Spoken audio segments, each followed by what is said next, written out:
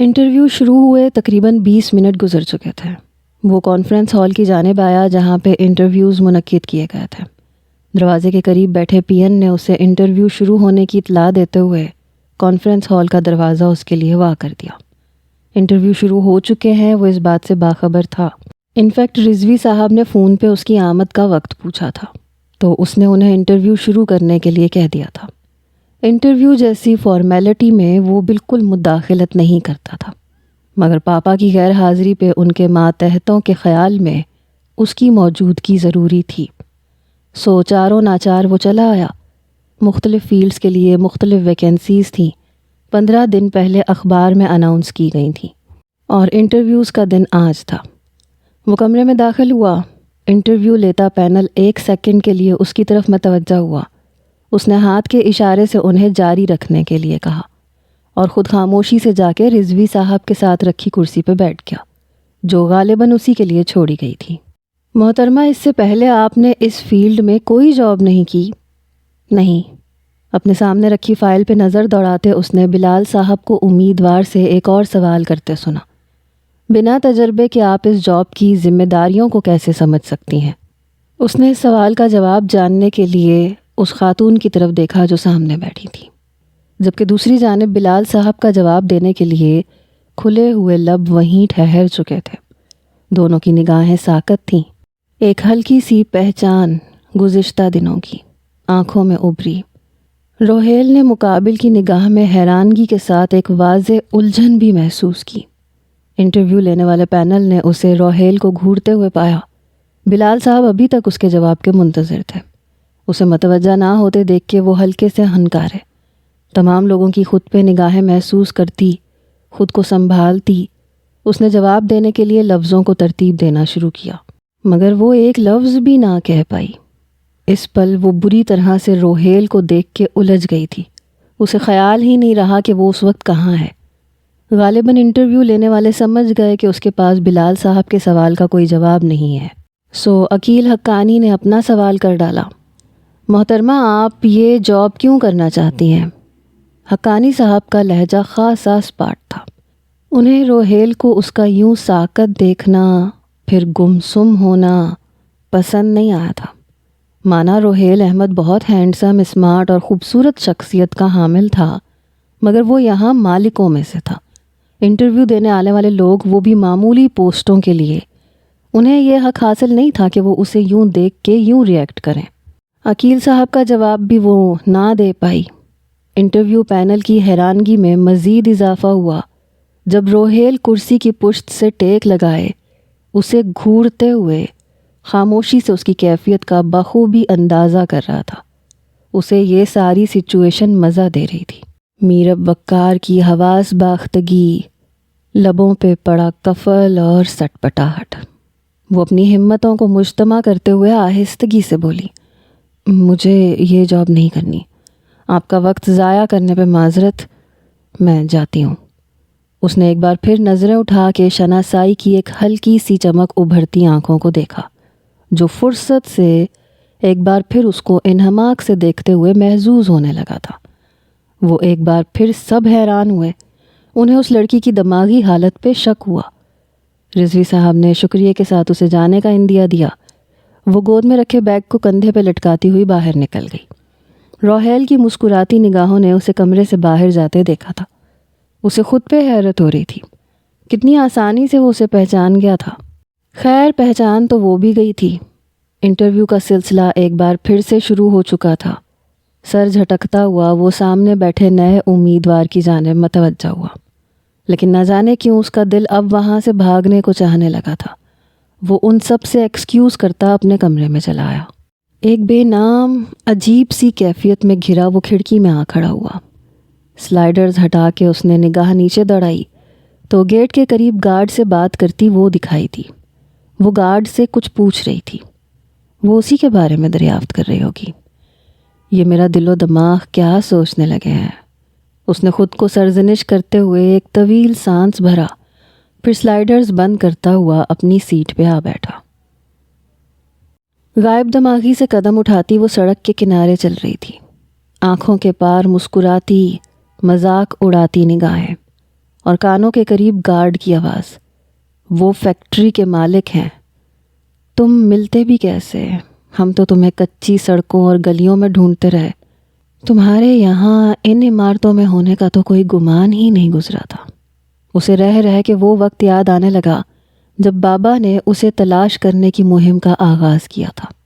جگہ جگہ ڈھونڈا مگر ناکام رہے۔ کتنا بوجھ تھا ان کے سینے پہ۔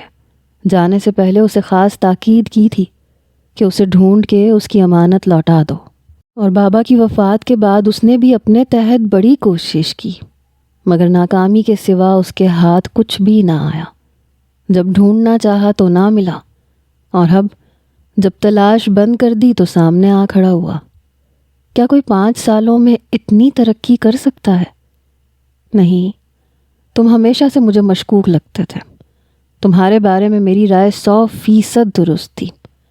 ہمیں اسی وقت اندازہ ہو جانا چاہیے تھا جب تم نے بابا کے علاج کے لیے اتنی بڑی رقم دی تھی۔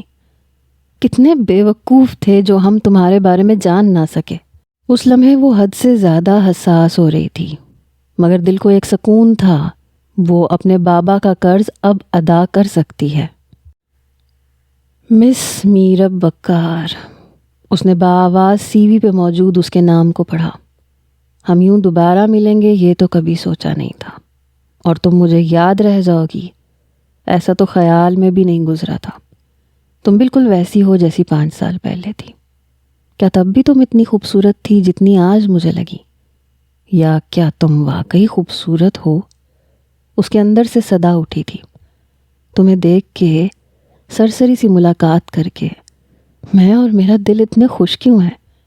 5 برسوں میں تو کبھی تمہیں نہیں سوچا، نہ ملنا چاہا، مگر یوں ایک دم سامنے آنے پہ میں کیوں تمہیں دیکھنے کا خواہش مند ہوں۔ تم کیوں اتنی یاد آ رہی ہو؟ اسے یاد آیا کہ ان کے درمیان تو ڈھنگ سے کبھی بات چیت بھی نہیں ہوئی تھی۔ وہ جب بھی ملنے یا آمنے سامنے آئے، لڑائی اور طنز کے سوا کچھ نہیں ہوا تھا۔ ماضی کی کئی یادیں ذہن کے پردے پہ ابھرنے لگیں۔ پاں پاں پاں، وین کا ہارن مسلسل بجے جا رہا تھا۔ تمام اہل محلہ اس آواز پہ جاگ گئے تھے، مگر جس افتاد کے لیے یہ بج رہا تھا وہ محترمہ دور دور تک آتی دکھائی نہیں دے رہی تھی۔ مسلسل بجتے اس ہارن نے اسے آگ بگولا کر دیا۔ کوفت سے اس نے سر اٹھا کے کھڑکی کے پار ایک نظر دوڑائی اور پھر بیزاریت سے تکیہ کانوں پہ رکھ لیا۔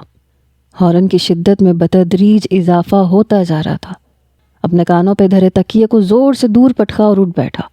ال مینرڈ، اسٹوپڈ، سلیپر پاؤں میں ڈالتا وہ ہارن بجانے والے کو مسلسل کوستا باہر نکل آیا۔ اس کے قدم تیزی سے بیرونی گیٹ کی جانب بڑھے کہ ٹھا ٹھک زور سے سیڑھیاں اترتی محترمہ دکھائی دی۔ ان کا انداز بالکل راوی جیسے چین ہی چین لکھ رہا ہو ایسا دکھائی دیا۔ ذرا سی بھی تو عجلت نہ تھی۔ وہ سیڑھیاں اتر کے اس کے چہرے پہ بکھرے غضبناک تاثرات دیکھے بنا گیٹ کی جانب بڑھ گئی اور خدا خدا کر کے ہارن بجنا بند ہو گیا۔ ایک دم خاموشی چھا گئی۔ اب چاروں اور شانتی ہی شانتی تھی۔ تھکے قدموں سے وہ واپس کمرے میں چلا آیا۔ 7:30۔ سائیڈ شیلف سے اس نے رسٹ واچ اٹھا کے ٹائم دیکھا تو چیخ اٹھا۔ ابھی صرف 7:30 بجے تھے۔ ایک دم وہ انتہائی کوفت کا شکار ہوا۔ آنکھ تو کھل گئی تھی اور اب نیند اسے کہاں آنے والی تھی۔ سو بالآخر اتنا طویل دن گزارنے کے لیے اس کے پاس کرنے کو بھی تو کچھ نہ تھا۔ عام حالات میں تو آدھا دن سو کے گزار لیتا تھا، مگر یہ ہارن والی مصیبت اسے اپنی دشمن محسوس ہوئی تھی۔ ایک طویل بیزاری سے بھرا سانس لیتا، دن گزارنے کی ترکیب سوچتا، وہ واش روم کی طرف بڑھ گیا۔ ٹھک ٹھک ٹھک، ابھی بمشکل وہ سویا ہی تھا کہ کھڑکی کے باہر سے آتی آوازیں اس کو اٹھانے میں کامیاب ہو گئی۔ تمہیں ٹیسٹ اچھی طرح یاد کرنا چاہیے تھا، سارا دن آوارہ گردی کرتے ہو، 2 گھڑی بیٹھ کے ڈھنگ سے پڑھ بھی لیا کرو۔ نان اسٹاپ سیڑھیاں چڑھتی وہ اونچے اونچے بولی چلی جا رہی تھی۔ اف، یہ لڑکی اتنا اونچا کیوں بولتی ہے؟ اس نے قدرے کوفت سے سوچا۔ اس نے تو صبح بجتے ہوئے ہارن کو بھی مات دے دی ہے۔ آواز اب قدرے دور اور دھیمی ہو گئی تھی۔ یقیناً محترمہ اوپر پہنچ چکی تھی۔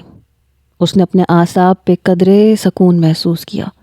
پھر ابھی اپنی پلکیں موندی ہی تھیں کہ ٹھک سے ایک اور آواز آئی. یہ آواز چھت پہ کسی برتن کے گرنے کی تھی. شاید فرائنگ پین گرا تھا، یا پھر کوئی دیگچی، یا پھر محترمہ صاحبہ خود گری تھی. اب کیا ہو گیا؟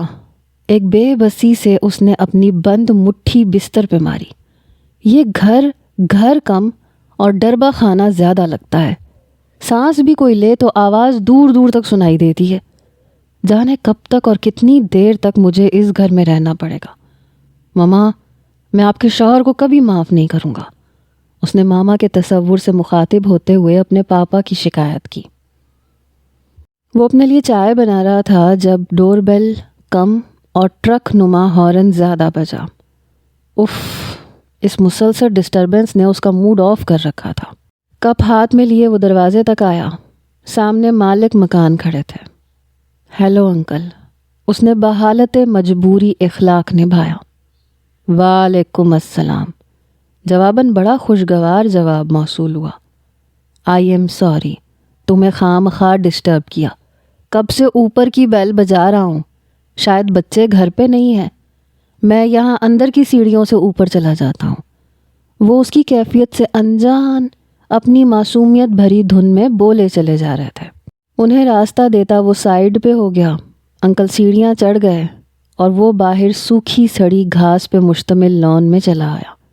یہ لان تقریباً 8-9 گز کا ہوگا. یہاں پہ موجود صدیوں پرانی لوہے کی اکلوتی کرسی پہ بیٹھتے ہوئے وہ اور کچھ تو نہیں مگر اس کرسی کے زمانہ قیام کا اندازہ لگانے لگا. ابھی اسے یہاں آئے 4 روز ہی ہوئے تھے اور وہ بیزار اور بد مزاج ہو چکا تھا. اوے انکل، انکل! وہ لان میں پڑی آثار قدیمہ کے زمانے کی کرسی پہ بیٹھا اپنی سوچوں میں گم تھا جب اسے آواز سنائی دی. اس نے دائیں بائیں جانب سر گھما کے دیکھا مگر کوئی نظر نہیں آیا. شٹ، ادھر اوپر دیکھو انکل! اس نے پلٹ کے گردن اوپر کر کے ٹیرس پہ دیکھا. 13-14 سال کا ایک لڑکا چہرے پہ مسکراہٹ سجائے ریلنگ سے نیچے جھانک رہا تھا. یہ تم نے انکل کس کو کہا ہے؟ اس نے دانت پیستے ہوئے غصے سے اسے دیکھا. اب وہ اس بچے کو انکل تو ہرگز بھی نہیں لگ سکتا تھا. صرف چند برس ہی تو بڑا تھا اس سے. آپ کو؟ وہ انگلی سے اس کی طرف اشارہ کرتا بڑے اطمینان سے بولا. میں تمہیں انکل دکھائی دیتا ہوں. وہ اس کا جواب سن کے تب گیا تھا. دکھائی کیا دینا؟ میرا مطلب ہاں انکل ہو. اچھا، اور تم دودھ پیتے بچے ہو؟ اس نے دانت پیستے ہوئے جواب دیا. نہیں، میں شاہ رخ ہوں. آپ مجھے شاہ رخ خان بھی کہہ سکتے ہیں. سوری، مجھے تمہیں بلانے کی ضرورت ہی نہیں ہے. نخوت سے سر جھٹک کے اس نے گردن واپس موڑ لی اور چائے پینے لگا. او ہو انکل، خفا نہ ہو. ان باتوں میں مجھے یاد ہی نہیں رہا. بابا کہہ رہے ہیں آج رات کو کھانا ہمارے ہاں اوپر کھائیے گا. بچے نے لفظ انکل پہ خاصا زور دے کے کہا. یہ کھانا فری آف کاسٹ یعنی بالکل مفت ملے گا؟ نو تھینکس. اس نے قدرے رکھائی سے انکار کر دیا. جواباً وہ جھٹ پٹ وہاں سے غائب ہو گیا. Idiot, stupid. اپنے مصروف کلمات کا استعمال کرتا وہ ڈربا نما کمرے میں چلا آیا. سیل فون مسلسل بجے جا رہا تھا. وہ شاور لے کے باہر آیا تو اسکرین پہ اعظم کا نمبر چمکتا دکھائی دیا. بڑی بددلی سے اس نے اس سیلفش انسان کی کال ریسیو کی. تم زندہ ہو؟ ابھی تک تو ہوں، مگر جس دوزخ میں تم چھوڑ کے گئے ہو تمہارے خیال سے مجھے زندہ نہیں ہونا چاہیے نا؟ اس کی بات اور اسے یہاں جھونکنے کے بعد اس کی غیر حاضری اسے آگ لگا گئی تھی. جلا بھنا تو وہ پہلے سے ہی تھا. یہ سب اس کے شایان شان کہاں تھا؟ وہ روہیل احمد، ایک مشہور بزنس مین کا اکلوتا بیٹا. کون سی دنیا کی نعمت تھی جو اسے نہیں ملی تھی؟ کون سی آسائش تھی جو اسے حاصل نہ تھی؟ اور آج وہ اپنے گھر سے دور اس دقیانوسی علاقے میں اپنی زندگی کے مشکل دن اپنی ضد کی وجہ سے گزار رہا تھا. ارے بھیا، یہ تمہارا فیصلہ تھا. دوسری جانب ذرہ بھر بھی پرواہ نہیں تھی. مگر تم مجھے اپنا مشورہ تو دے سکتے تھے. روہیل کو تب چڑھی. کیا مشورہ دیتا؟ پیسے تمہارے پاس تھے نہیں. رہنے کے لیے جگہ اور ایریا تمہیں ایسا چاہیے تھا جہاں تمہارے پاپا اور ماما تمہیں تلاش نہ کر سکیں۔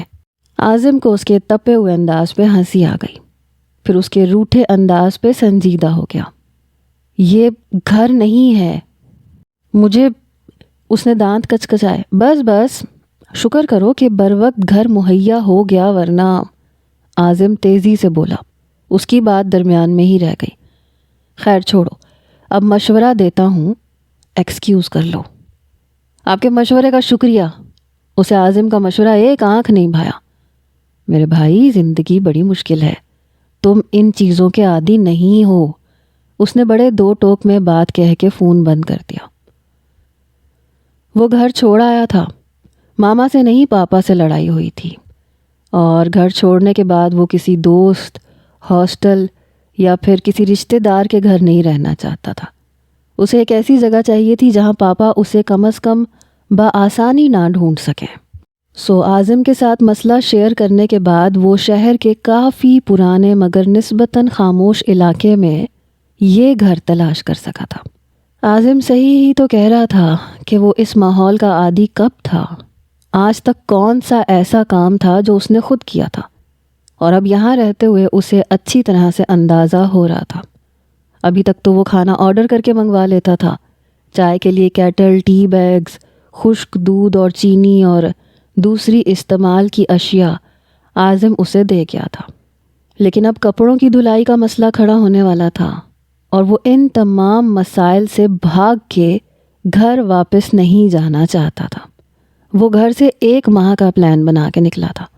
اس کے خیال سے پاپا 1 ماہ بعد ہار مان لیں گے اور وہ واپس اپنے محل میں پہنچ جائے گا، لیکن یہ 1 ماہ آج اسے بڑا طویل عرصہ محسوس ہو رہا تھا۔ اس کی برداشت جواب دے رہی تھی، لیکن ابھی نہیں۔ اس نے خود کو باور کروایا، یہاں رہنے کے لیے اپنے آپ کو آمادہ کرنے کی کوشش کرنے لگا۔ ابھی کتاب کھولی ہی تھی کہ دروازے کا ٹرک نما ہارن بجنا شروع ہو گیا۔ اس نے بڑے غصے سے کتاب دور پٹک دی اور دروازہ کھولنے ڈور تک آیا۔ انکل آپ؟ وقار صاحب کو دروازے پر موجود دیکھ کے وہ خود کو نارمل کرتا بڑے مہذب طریقے سے گویا ہوا۔ وہ بیٹا تم کھانے پہ نہیں آئے؟ تو میں نے سوچا تمہیں خود بلا لوں، تم شاید بھول گئے۔ انہوں نے اپنی موجودگی کی وجہ بیان کی تو اسے شام میں دی جانے والی انویٹیشن یاد آئی۔ وہ ایکچولی میں رات کو کھانا نہیں کھاتا۔ ناچار اسے جھوٹ کا سہارا لینا پڑا۔ بیٹا تھوڑا سا کھا لو، رات دیر تک خالی پیٹ پڑے رہتے ہو۔ وہ مسکراتے ہوئے اصرار سے بولے، آ جاؤ، میں انتظار کر رہا ہوں۔ ان کے اتنے محبت بھرے انداز پہ وہ مزید بحث نہ کر سکا اور اپنے پیچھے دروازہ بند کرتا ہوا ان کے ساتھ ہو لیا۔ بابا بھی حد کرتے ہیں، ہر ایرے غیرے پہ اعتبار کر کے اسے گھر میں گھسا لیتے ہیں۔ کیا جانے کون ہے، کیسا ہے، انہیں پرواہ ہی نہیں ہے۔ اندر سے آتی آواز پہ وہ بے ساختہ رک گیا۔ وقار صاحب نے پلٹ کے اسے دیکھا، پھر قدرے ندامتی انداز میں وضاحت کرنے لگے۔ ہاں جاؤ بیٹا، برا مت ماننا، حالات کچھ ایسے ہیں، اب ہر کسی پہ اعتبار کرنا مشکل لگتا ہے، مگر میں دھوکہ کھانے کے لیے ہی غالباً اعتبار کر لیتا ہوں۔ انہوں نے لاؤنج میں رکھے صوفے پہ بیٹھنے کا اشارہ کیا۔ کیا کروں برخوردار، اپنی عادت ہی ایسی ہے۔ وقار صاحب بولتے ہوئے کچن میں چلے گئے۔ بنا ہوں ہاں کیے ایک طائرانہ نگاہ چاروں طرف ڈالتا وہ بیٹھ گیا۔ اس کمرے کی حالت زار نیچے والے پورشن سے بھی ناقص اور بوسیدہ تھی۔ وہ مزید اس کمرے کا جائزہ لیتا کہ اندر کچن سے آتی آواز اسے ہلا گئی۔ بابا، اب آپ وہاں سے ہلنا مت، گھر سارا کھلا پڑا ہے اور ہم روز روز مفت کا کھانا نہیں کھلائیں گے۔ کھانا کھانا ہے تو اس کے چارجز کرائے سے الگ دینے ہوں گے۔ آواز ہلکی رکھو، مہمان ہے، سن لے گا۔ مہمان ہے یا وبائے جان ہے؟ وہاں خیال احساس ہی کہاں تھا۔ میرب، انہوں نے اسے قدرے ٹوکنے والے انداز میں پکارا۔ تمہاری امتحان کی تیاری کیسی جا رہی ہے؟ وہ ٹرے میں کھانا سجائے باہر آئے اور بڑے خوشگوار فرینک انداز میں گویا ہوئے۔ بس ٹھیک ہی ہے، بڑی بد دلی سے وہ بولا۔ سی ایس ایس کے بعد کس ادارے میں جانے کا ارادہ ہے؟ انہوں نے پلیٹ اسے تھمائی تو وہ آہستگی سے پلیٹ میں چاول نکالنے لگا۔ یہ تو رزلٹ پہ منحصر کرتا ہے۔ میرب کی ماں کی وفات کے بعد سے کھانا میں بناتا تھا، تب دونوں بچے بڑے چھوٹے تھے.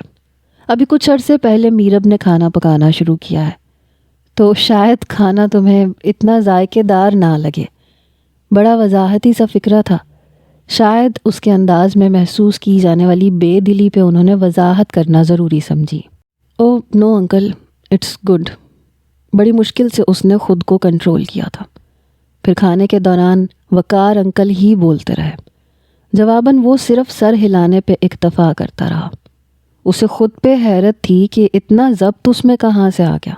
کہاں وہ اپنی مرضی کی بھرپور زندگی بسر کرتا تھا. اور آج خیر کبھی کبھی ٹائم اور حالات سے سمجھوتا کرنا پڑتا ہے. کھانا کھاتے ہوئے اس نے خود ہی کو تسلی دی. قہوہ پیو گے؟ برتن سمیٹتے ہوئے وہ اس سے پوچھنے لگے. نہیں انکل. مزید کچھ سننے کی تاب اس میں نہیں تھی، سو انکار میں عافیت جانی. ویسے بھی وہ کافی پینے والا قہوہ کہاں پیتا، مگر انکل کو کیا بتاتا. مجھے اجازت دیجیے اور کھانے کا بہت شکریہ. وہ اٹھ کھڑا ہوا. نہیں بیٹا، یہ تکلف نہیں. اس کے شکریہ کہنے پہ وہ اسے ٹوک گئے اور وہ قدرے مشکور سی شکل بنا کے نیچے چلا آیا. دھڑ دھڑ دروازہ مسلسل بجتا جا رہا تھا. آنے والا اپنی پوری طاقت سے اسے کھولنے کے در پہ تھا. کتنے جاہل ہیں یہاں کے لوگ. جوتا پہنتا وہ دروازے تک آیا. اب کیا آفت ٹوٹ پڑی. دروازہ کھولا تو سامنے موٹی موٹی آنکھیں لیے بھاری بھرکم جسم کی ایک عورت پورے 32 دانتوں کی نمائش کیے کھڑی تھی. فرمائیں کیا تکلیف ہے؟ بڑی بدتمیزی سے وہ بولا. ہائے صاحب، آپ یہاں رہتے ہو؟ آنے والے نے اس کا لہجہ نظر انداز کر دیا. کیا مطلب آپ اکیلے رہتے ہو جی؟ اس نے آنکھیں پٹ پٹائیں. What nonsense. وہ قدرے رکھائی سے چلایا. میرا نام رانو ہے جی، میں یہاں کی صفائی کرتی ہوں. ایک ہفتے کی چھٹی پہ تھی. میرب بی بی نے نئے کرایہ داروں کی آمد کا تو بتایا تھا، تو ملنے کا بڑا اشتیاق ہوا اور مل کے تو بڑا ہی اچھا لگا جی. آپ تو بڑے سونے ہو اور اچھی شکلیں دیکھ کے طبیعت پہ بڑا اچھا افاقہ ہوتا ہے. کام کی بات کرو. اسے اس کے تعارف میں قطعاً دلچسپی نہیں تھی. آپ نے صفائی نہیں کروانی جی مجھ سے؟ بالآخر وہ مطلب کی بات پہ آ گئی. نہیں. اسے اس کی بلا وجہ کی مسکراہٹ سے الجھن ہو رہی تھی. نہیں. جواباً وہ اسی کے انداز میں بولی. پھر اس کے چہرے پہ پھیلے تاثرات دیکھتے ہوئے کہنے لگی. اچھا، ناراض نہ ہو، نہیں کرانی تو نہ صحیح، پر پیسے تو دیں. پیسے؟ جب صفائی نہیں کروانی تو کس چیز کے پیسے؟ اسے سامنے والا ہرگز نارمل نہیں لگا، سو بہت روڈ لہجے میں دریافت کیا. آپ کا صحن دھویا ہے جی. وہ دوپٹے کا کونا انگلیوں میں گھماتے ہوئے مسکراتی ہوئی بولی. میرا صحن؟ اب کی بار وہ حیران ہوا.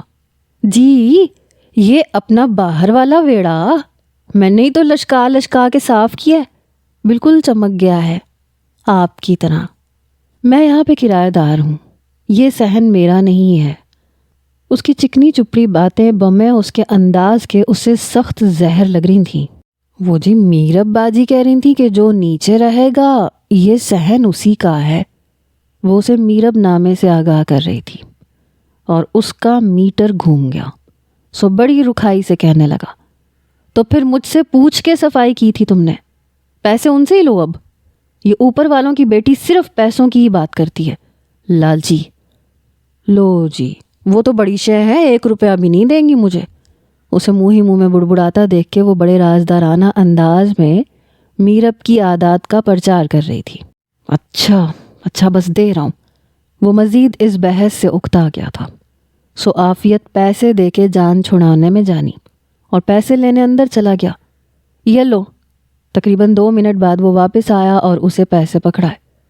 یہ کیا صاحب، 200 روپے تو دو. رانو بی بی نے برا سا منہ بنایا. لینے ہیں تو لو اور اب جاؤ یہاں سے. اور سنو، آئندہ یہ پورچ، میرا مطلب ہے یہ صحن دھونے کی یا صاف کرنے کی ہرگز ضرورت نہیں ہے. اس نے 100 پکڑا دیا، حکم جاری کیا اور جان چھڑانے کی صحیح کی. تو یوں ہی گندا رہنے دوں؟ بڑی معصومیت سے گویا ہوئی. ہاں. وہ قدرے زور سے چلایا. مگر جی اس سے پہلے کہ وہ مزید کچھ کہتی وہ دروازہ بند کر چکا تھا۔ واش روم کے نل میں پانی نہیں آ رہا تھا۔ اس کا موڈ بری طرح سے آف ہو گیا۔ مین ڈور کھول کے وہ باہر آیا تو گیٹ کے قریب مسٹر شاہ رخ خان کو برف کا گولا کھاتے دیکھا۔ سنو، یہ واش روم میں پانی کیوں نہیں آ رہا؟ بمشکل خود کو کنٹرول کرتا وہ اپنی آواز کو نارمل رکھتا ہوا پوچھ رہا تھا۔ بچے نے گولا زبان سے رگڑتے اسے اوپر سے نیچے تک دیکھا مگر بولا کچھ نہیں۔ یوں ہی گھورتے رہو گے؟ میں تم سے بات کر رہا ہوں۔ اسے گھورتا پا کے وہ سوالیہ نشان بنا۔ انکل، آپ پاکستان کے کس شہر سے آئے ہیں؟ اس کے چہرے پہ پھیلے غضبناک تاثرات کو اگنور کرتا وہ گولا چوستا اپنی ہی دھن میں پوچھ رہا تھا۔ کیا مطلب ہے؟ اس کے پوچھے گئے سوال پہ وہ حیران ہوا۔ مطلب یہ کہ پاکستان کے اہم مسائل میں پانی کی کمی کا تو پورے پاکستان کو ہی پتہ ہے۔ اس بچے کی بات وہ کیا خاک سمجھتا جس نے اپنی 24 سال کی زندگی میں ایسے مسائل صرف سنے ہی ہوں گے۔ ان سے ہمکنار ہونا تو بہت دور کی بات ہے۔ تو اب میں اس مسئلے کا کیا حل نکالوں؟ بہت سمپل ہے۔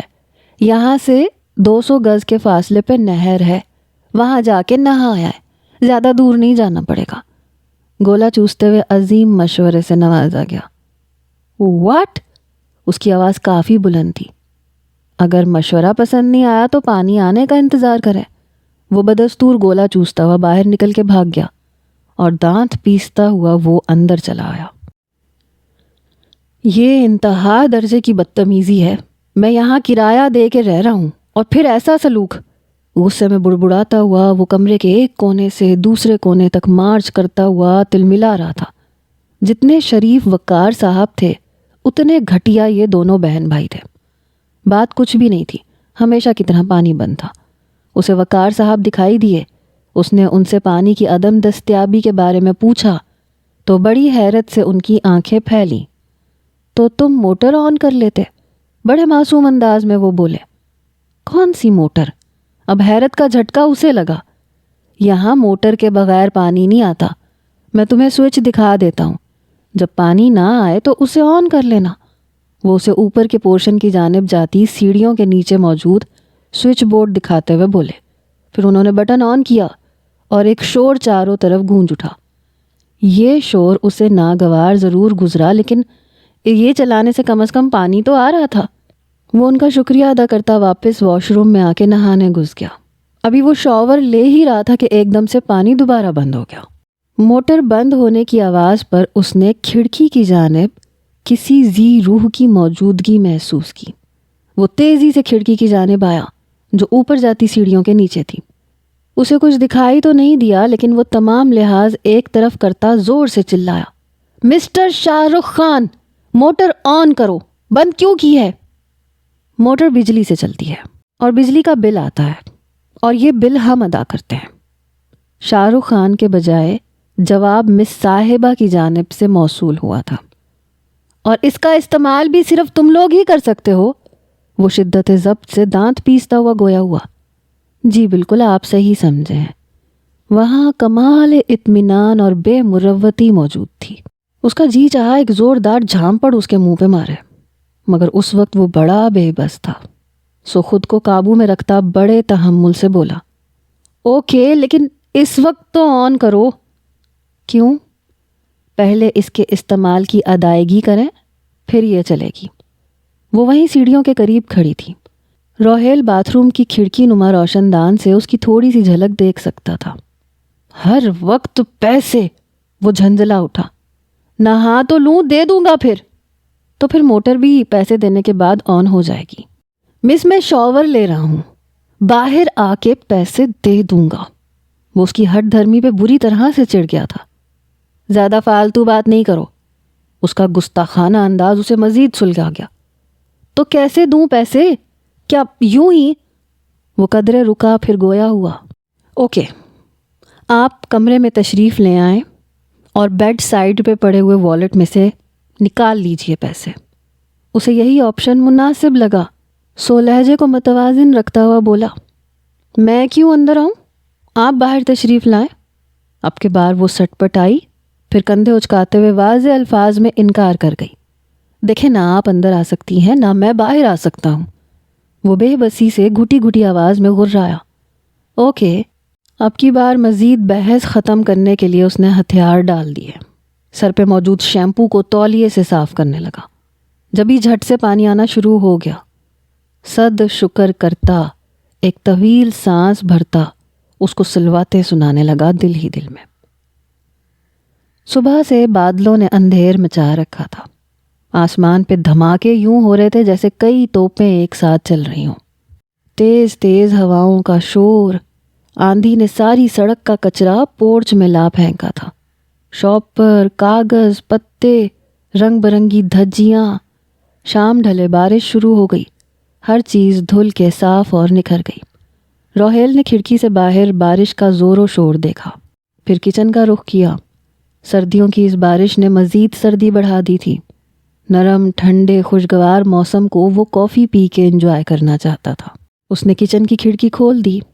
تیز پھوار سر سر کرتی اندر آنے لگی۔ دور سے نماز عشاء کی آواز تیز بارش میں کبھی دھیمی اور کبھی اونچی سنائی دیتی۔ کافی پھینٹ کے اس نے کیٹل میں دودھ گرم کیا، کپ میں ڈال کے وہ کمرے میں چلا آیا۔ کافی پینے کے ساتھ ساتھ وہ کمرے میں ہی واک کرنے لگا۔ بارش قدرے تھمی تو شاہ رخ اور بابا مسجد میں عشاء کی نماز پڑھنے چلے گئے۔ اپنا کام ختم کر کے وہ لاؤنج میں بیٹھی تھی، ان دونوں کا انتظار کر رہی تھی جب بجلی ایک دم زور سے کڑکی اور ساتھ ہی لائٹ چلی گئی۔ اندھیرے اور تنہائی سے ویسے ہی اس کی جان جاتی تھی۔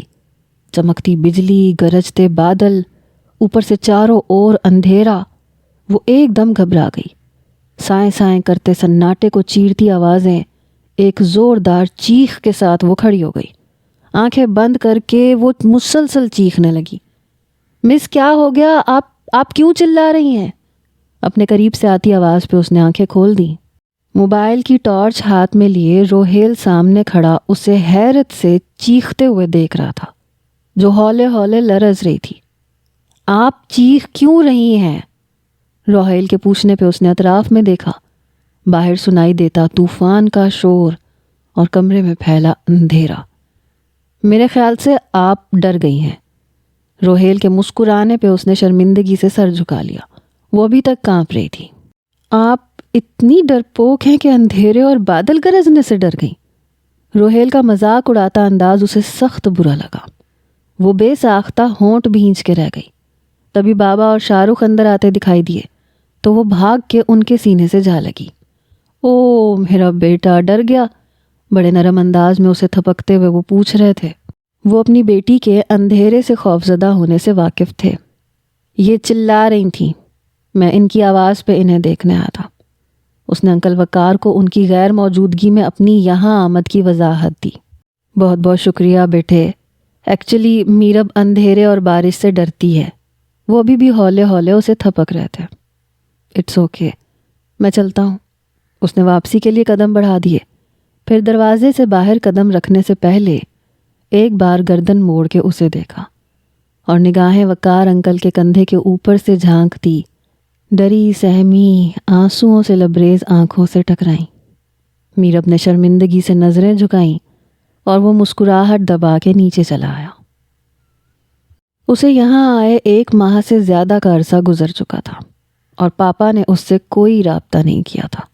ویسے وہ کرتے بھی کیسے؟ وہ کون سا ان کو اپنے رہنے کا ٹھکانہ بتا کے آیا تھا؟ اس کا سیل فون بھی بند تھا۔ وہ چاہتے بھی رابطہ کرنا تو کیسے کر سکتے تھے؟ روہیل بیٹا جی، وہ تیرے ہی پاپا ہیں، تجھ جیسے ہی ضدی ہے، اس نے اپنے آپ کو یاد دلایا۔ گھر سے نکلتے وقت اپنی کچھ کتابیں اور کپڑے، ساتھ میں موبائل، کچھ ذاتی پیسے اور کریڈٹ کارڈ وہ اپنے ساتھ لے کے آیا تھا۔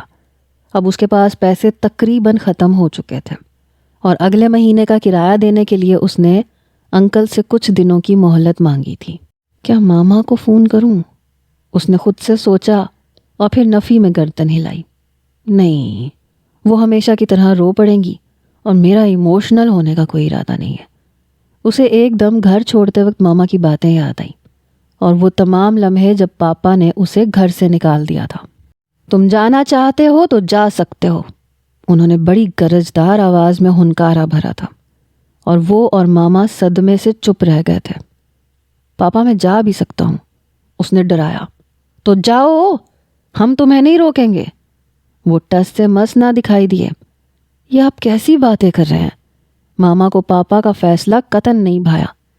یہ ہماری اکلوتی اولاد نرینا، اس کا فائدہ اٹھا رہا ہے یہ۔ پاپا کمرے سے واک آؤٹ کر گئے تو ماما اس کی طرف آئیں۔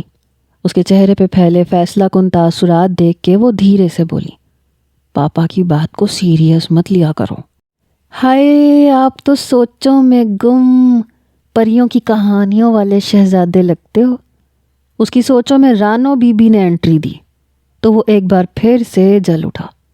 اب کیا تکلیف ہے؟ اسے سر پہ عذاب مسلط ہوتا دکھائی دیا۔ تکلیف ہوتی تو ڈاکٹر کے پاس جاتی۔ ویسے آپ ڈاکٹر ہو؟ وہ یوں ہی مسکراتی چڑھاتی لہک لہک کے بولتی، اس سے بالکل زہر لگ رہی تھی۔ صحن دھو دوں؟ 100 روپے ہی دے دینا۔ خبردار، اگر تم نے میرے صحن کو ہاتھ بھی لگایا میں تمہارا حشر بگاڑ دوں گا۔ وہ ہررایا، جبکہ رانو منہ پہ ہاتھ رکھے ہنستی چلی گئی۔ آپ تو جی غصے میں اور بھی خوبصورت لگتے ہو۔ وہ خشمگین نظروں سے اسے گھور رہا تھا جب ایک دم جلال میں آ کے اس پہ برس پڑا۔ تم جاتی ہو یا؟ اچھا، پھر صحن نہیں؟ واپسی کے لیے قدم بڑھاتی وہ رک کے پوچھنے لگی، لیکن اس کی آنکھوں میں بڑھتا ہوا غصہ دیکھ کے فوراً 9-2-11 ہو گئی۔ کیا آئٹم ہے یہ؟ ماما کیسے اس قوم سے ڈیل کرتی ہوں گی؟ یہ تمام ایریا ہی نمونوں سے بھرا پڑا ہے، ایک سے بڑھ کے ایک نمونہ یہاں دستیاب ہے۔ سر جھٹک کے اس نے دھیان بنانے کے لیے کتاب کھول لی۔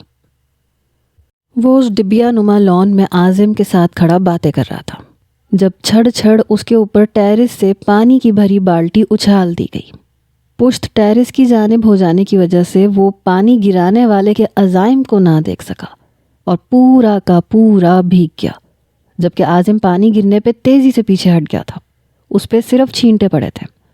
اس نے غصے سے سر اٹھا کے اوپر دیکھا مگر وہاں کوئی دکھائی نہ دیا، البتہ آوازیں ضرور سنائی دی۔ اس نے گردن موڑ کے عازم کو دیکھا۔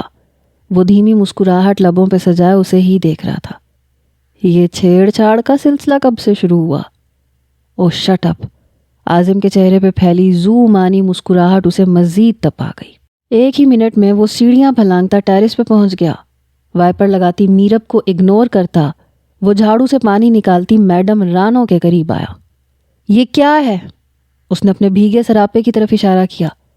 اوہ ہو، آپ تو بھیگ گئے۔ مقابل نے معصومیت کی انتہا کر دی۔ تمہیں دکھائی نہیں دیتا؟ اندھی ہو تم؟ ایسے پانی پھینکتے ہیں؟ وہ خود کو تمیز کے دائرے میں مزید مقید نہ رکھ سکا۔ وہ میرب باجی نے، وہ اس کے غصے سے خائف ہوتے ہوئے ہکلاتی ہوئی بولی۔ جھوٹ مت بولو رانو، میں نے کب کیا؟ میرب تیزی سے چلائی۔ ایک بات یاد رکھو، اگر دوبارہ ایسی چیپ 3rd کلاس حرکت کی نا تو کرایہ دینا بند کر دوں گا میں۔ انگلی اٹھا کے انڈائریکٹ اسے وارننگ دیتا وہ واپس پلٹ گیا۔ اوہو، تو نوبت یہاں تک آ پہنچی۔ عازم نے شرارتی نظروں سے اسے گھورا۔ کیسی نوبت؟ عازم کے فکرے پہ وہ چونکا۔ وہ لڑکی تمہیں متوجہ کرنے کے لیے ایسے حربے استعمال کر رہی ہے۔ What naan sense! آج کل کے فلموں، ڈراموں اور رومانوی ناولوں نے لڑکیوں کو بڑی شاندار ٹپس مہیا کرنا شروع کر دی ہیں۔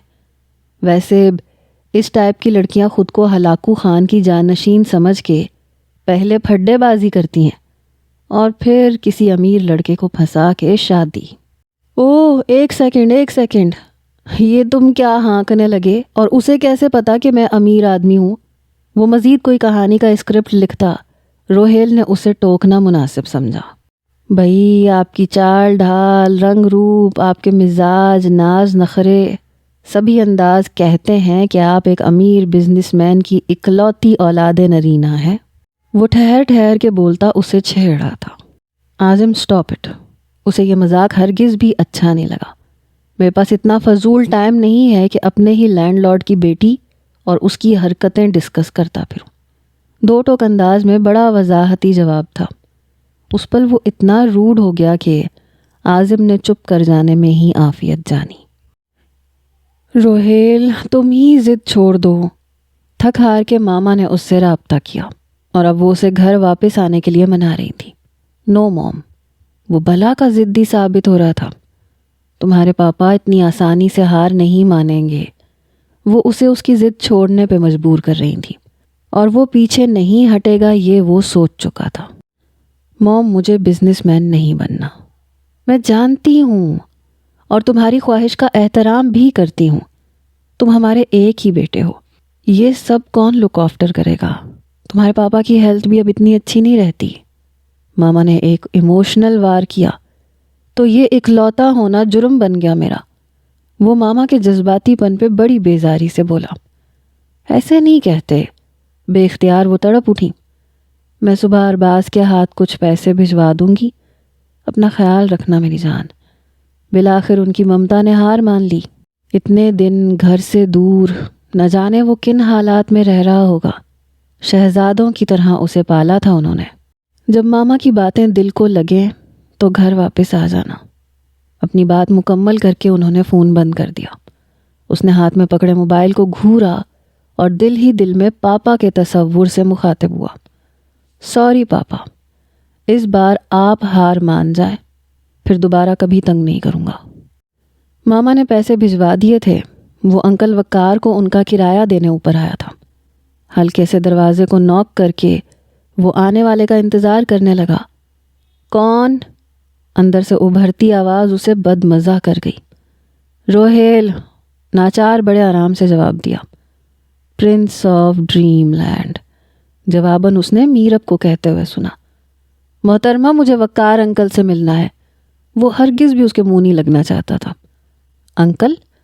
یہاں تو کوئی انکل نہیں رہتے.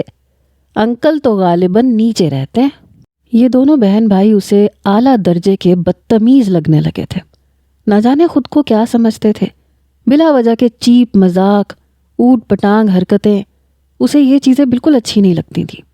وہ جتنا فارمل رہتا تھا اتنا یہ اس کے سر پہ سوار نظر آتے تھے. جھٹ سے دروازہ کھول دیا گیا. سامنے محترمہ لڑنے مرنے کے انداز میں رخ روشن لیے کھڑی تھیں. اب آپ پھر ایک نئے بہانے کے ساتھ آ گئے ہوں گے کہ آپ کے پاس پیسے نہیں ہیں، 2 ماہ تک کا کرایہ ادا کر دیں گے وغیرہ وغیرہ. آپ بات تو سن لیجئے. اسے نان اسٹاپ کومنٹری کر کے دیکھ کے وہ آہستہ سے بولا. سنائے. بڑا لگاوٹ بھرا انداز تھا. سنانا نہیں ہے، کرائے کے پیسے وقار صاحب کو دینے ہیں.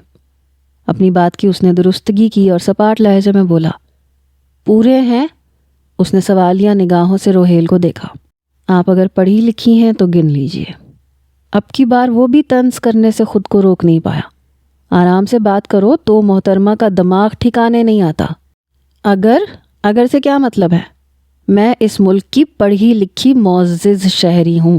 آنکھیں پھیلائے وہ تپ کے بڑبڑائی اور پھر جو سلواتیں شروع ہوئیں تو وہ پلٹ کے سیڑھیاں اتر گیا. آگ لگانا ہی مقصد تھا جو کہ لگ چکی تھی. اب جلنا محترمہ کا نصیب تھا. وہ اپنی اس لگی بندھی روٹین سے بہت بری طرح سے عاجز آ گیا تھا. سو خود کو فریش کرنے کے لیے عازم کے ساتھ وہ کلب تک کھانا کھانے چلا گیا. رات 11 بجے کے قریب ان کی واپسی ہوئی. تبھی اس نے دیکھا گیٹ کھول کے میرب باہر آئی اور بنا انہیں دیکھے مین سڑک کی جانب بھولی. یہ اس وقت کہاں جا رہی ہے؟ مجھے کیا معلوم، میں ان کا پی اے لگتا ہوں تمہیں؟ اس نے لا علمی سے کندھے اچکائے، پھر قدرے غصے سے عازم کو گھورا. پوچھ تو صحیح. عازم نے اسے پوچھنے کے لیے اکسایا. سوری، مجھے کوئی شوق نہیں اپنی عزت کروانے کا. اس نے ٹکا سا انکار کیا. اوکے میں پوچھتا ہوں. رات کے اس پہر اسے یوں اکیلے جاتے دیکھ کے عازم کی ہمدردی والی رگ پھڑک اٹھی. ایکسکیوز می مس. عازم اس کے پیچھے جا کے قدرے بلند آواز میں اسے پکارنے لگا. آپ اس وقت اتنی رات کو کہاں جا رہی ہیں؟ ہمت کر کے وہ بڑی شرافت آمیز لہجے میں پوچھ رہا تھا. آپ سے مطلب؟ لحاظ وہاں کہاں تھا، وہ کاٹ کھانے والے انداز میں بولی تو روہیل بمشکل مسکراہٹ ضبط کرتا دل میں عازم سے کہنے لگا. شاباش عازم، تیار رہ اب جوتے کھانے کے لیے. نہیں، میرا مطلب آپ کو کوئی ہیلپ. اس نے ہمت نہیں ہاری اور اسے متوجہ کرنے کی وجہ بیان کی. میرے بابا شام سے ہاسپٹل میں ایڈمٹ ہیں، وہیں پہ جا رہی ہوں۔ اب آپ مطمئن ہو گئے ہوں تو جاؤں میں؟ تھوڑی تمیز اور شرافت کا مظاہرہ ہوا، پھر ایک دم واپس اپنے پرانے انداز میں آ گئی۔ عازم اور روہیل دونوں چونکے۔ انکل ہسپتال میں ہیں؟ میرب کی بات سن کے وہ فوراً اس کے قریب چلا آیا۔ خیریت ہے؟ کیا ہوا ہے انہیں؟ میرب نے باری باری ان دونوں پہ نگاہ ڈالی، پھر آہستگی سے صرف اتنا بولی، ہارٹ اٹیک۔ مس، آپ کو برا نہ لگے تو ہم آپ کو ڈراپ کر دیتے ہیں۔ عازم بولا تو روہیل نے اس کی ہمت کو سلام کیا۔ ہم انکل کو بھی مل لیں گے۔ اس کی خاموشی پہ وہ مزید بولا، آئیں۔ اسے سوچ بچار میں الجھے دیکھ کے وہ بڑے مہذب انداز میں بولا اور کار کی جانب مڑ کے پچھلی سیٹ کا دروازہ کھول دیا تو چاروں ناچار میرب نے اس کے پیچھے قدم بڑھا دیے۔ انکل کی حالت کافی سیریس تھی۔ رات کے تقریباً 12:30 بج رہے تھے۔ روہیل نے ایک نگاہ ہاتھ میں بندھی گھڑی پہ ڈالی اور پھر ICU کوریڈور کے کارنر میں موجود بینچ پہ بیٹھے شاہ رخ اور میرب کو دیکھا۔ اسے اس وقت انہیں اکیلے چھوڑ کے جانا مناسب نہیں لگا۔ گردن موڑ کے اس نے ساتھ کھڑے عازم سے کہا، تم گھر جاؤ، کافی رات ہو گئی ہے۔ اور تم؟ میں ان کے پاس رکتا ہوں۔ پیسے وغیرہ تو نہیں چاہیے؟ نہیں، میرے پاس ہے۔ اس نے نفی میں سر ہلایا۔ ان کے کوئی رشتہ دار وغیرہ نہیں ہے؟ اس وقت تو ان کی حالت ایسی نہیں ہے، صبح تک انتظار کرنا ہوگا۔ Okay, take care. عازم اسے بائے بائے کہتا وہاں سے چل دیا اور وہ دھیرے دھیرے قدم اٹھاتا کوریڈور کے کارنر میں موجود ایک خالی بینچ پہ جا بیٹھا۔ نگاہ اٹھا کے چاروں طرف دیکھا تو ہسپتال کی حالت زار اپنے سرکاری ہونے کا چیخ چیخ کے اعلان کر رہی تھی۔ رات کے اس پہر بھی مریضوں سے زیادہ مکھیوں اور مچھروں کا راج نظر آ رہا تھا۔ بے ساختہ اسے اپنے اور ان کے لائف اسٹائل کا فرق واضح نظر آیا۔ سوری پاپا، میں نے آپ کا کتنا دل دکھایا، وہ دل ہی دل میں بولا۔ تبھی نرس ICU سے باہر آئی اور وقار صاحب کے رشتہ داروں کو متوجہ کرنے کے لیے زور زور سے ان کا نام پکارنے لگی۔ وہ فوراً اٹھا اور میرب اور شاہ رخ کے برابر میں آ کے کھڑا ہو گیا۔ یہ میڈیسن لا کے دیں۔ اس نے ان کے سامنے دوائی والی پرچی بڑھائی تو ہاتھ بڑھا کے میرب سے پہلے روہیل نے تھام لی اور بنا کچھ کہے وہ میڈیسن لینے چل دیا۔ انکل کی طبیعت صبح سنبھلی تو وہ گھر آ گیا۔ تھکن سے نڈھال وہ بستر پہ لیٹتے ہی نیند کی وادی میں گم ہو گیا۔ تقریباً 12:30 بجے اس کی آنکھ کھلی تو پہلا خیال اسے وقار انکل کا ہی آیا۔ وہ تیزی سے اٹھا اور ہاسپٹل جانے کے لیے تیار ہونے لگا۔ راستے میں سے سینڈوچ اور جوس کے 2 پیکٹ لے کے وہ ہاسپٹل پہنچا۔ ICU کی دیوار کے ساتھ شاہ رخ اور میرب کو کھڑے پایا تو ان دونوں کے نزدیک چلا آیا۔ انکل کی طبیعت کے بارے میں استفسار کرنے لگا۔ آپ دونوں کچھ کھا لیجئے، انکل کی کیئر کے لیے آپ میں بھی انرجی ہونا ضروری ہے۔ وہ پیکٹ شاہ رخ کو تھماتا ہوا انکل کو دیکھنے چلا گیا۔ مشینوں کے زیر اثر انکل گہری غنودگی میں تھے۔ کافی دیر وہ وہیں کھڑا رہا، پھر بیڈ سائڈ پہ موجود رپورٹس اٹھا کے پڑھنے لگا۔ بائی پاس، ڈاکٹرز نے بائی پاس تجویز کیا تھا اور وہ بھی بنا تاخیر کے۔ فائل واپس رکھ کے وہ باہر آیا تو ان دونوں سے کہنے لگا، آج رات آپ دونوں گھر چلے جائیں، میں انکل کے پاس ٹھہر جاؤں گا۔ نہیں روہیل بھائی، ہم ٹھیک ہیں اور تھکے تو بالکل بھی نہیں ہیں۔ شاہ رخ خود کو فریش ظاہر کرنے کی کوشش کرنے لگا تو روہیل خاموش ہو گیا۔ اسے زیادہ اصرار کرنا بھی اچھا نہیں لگ رہا تھا۔ ان سے جان پہچان ہوئے دن ہی کتنے ہوئے تھے۔ وہ ہاسپٹل کے کوریڈور میں داخل ہوا تو میرب اسے ڈاکٹر کے پاس کھڑی دکھائی دی۔ نگاہیں دوڑا کے اس نے شاہ رخ کو ڈھونڈنا چاہا لیکن وہ کہیں نظر نہیں آیا۔ بی بی، زیادہ انتظار ان کے لیے مناسب نہیں ہے۔ تقریباً آدھا خرچہ ہاسپٹل دے رہا ہے، آدھا آپ ادا کر دیجئے۔ اس سے زیادہ ہاسپٹل کا بجٹ نہیں ہوتا۔ اپنی بات مکمل کر کے ڈاکٹر صاحب وہاں سے چل دیے۔ ناچار سست قدموں سے وہ وہاں سے ہٹنے لگی تو بے اختیار وہ اسے پکار اٹھا، مس، کتنے پیسے چاہیے؟ اس کے متوجہ ہوتے ہی وہ بڑے مہذب انداز میں پوچھنے لگا۔ میرب نے تھکن سے بوجھل آنکھیں اٹھا کے لمحے بھر کو اسے دیکھا۔ وہ کن حالات سے گزر رہی ہے وہ اسے ہرگز بھی بتانا نہیں چاہتی تھی۔ سنیں، میں آلریڈی بہت اپسٹ ہوں، آپ مجھے مزید پریشان مت کیجیے۔ کس بات کا غصہ وہ کہاں نکال رہی تھی؟ واٹ؟ میں آپ کو کیوں پریشان کروں گا؟ اب کی بار اسے اس کی دماغی حالت پہ شبہ ہوا تھا۔ دیکھیں، ہم آپ کے خلوص کی قدر کرتے ہیں اور باقاعدگی سے ہاسپٹل آمد پہ دل سے مشکور ہیں، لیکن آپ اس کی ضرورت نہیں ہے۔ یہ جو آپ اتنی بڑی بڑی لفاظی کر رہی ہیں، جملے بول رہی ہیں، ان کے معنی بھی معلوم نہیں ہے آپ کو۔ قدر کرتی ہیں آپ خلوص کی۔ نخوت سے وہ اسے گھورتا ہوا مڑ کے چلا گیا۔ میرب کی نگاہوں نے نہ چاہتے ہوئے بھی دور تک اس کا تعاقب کیا تھا۔ یہ اتنی بڑی رقم تمہیں کیوں چاہیے؟ اس نے ماما سے پیسوں کا تقاضا کیا۔ اتنی رقم ماما کے لیے دینا ناممکن نہیں تھا، لیکن ایک دم یوں مانگنا انہیں حیران کر رہا تھا۔ مجھے ضرورت ہے، وہ آہستگی سے بولا۔ روہیل، تم ٹھیک تو ہو میری جان؟ اپنی ماما کو نہیں بتاؤ گے؟ اب وہ اس کی آواز میں افسردگی محسوس کر رہی تھیں، اس لیے پریشان ہونے لگیں۔ میں ٹھیک ہوں ماما، میرے دوست کو چاہیے۔ ان کی بے قراری پہ وہ فوراً وضاحت دینے لگا۔ تمہارے دوست کو؟ وہ پھر چونکی۔ اس کے سارے فرینڈز اسی کی طرح ویل آف اور امیر والدین کی اولادیں تھیں۔ جبھی ان کے ہاتھ سے بابا نے فون تھام لیا۔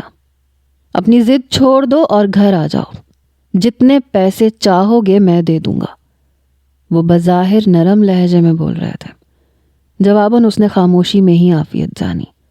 کئی ثانیے دونوں جانب سے خاموشی چھائی رہی۔ غالباً دونوں ہی ایک دوسرے کی کتنے دنوں کے بعد موجودگی محسوس کر رہے تھے۔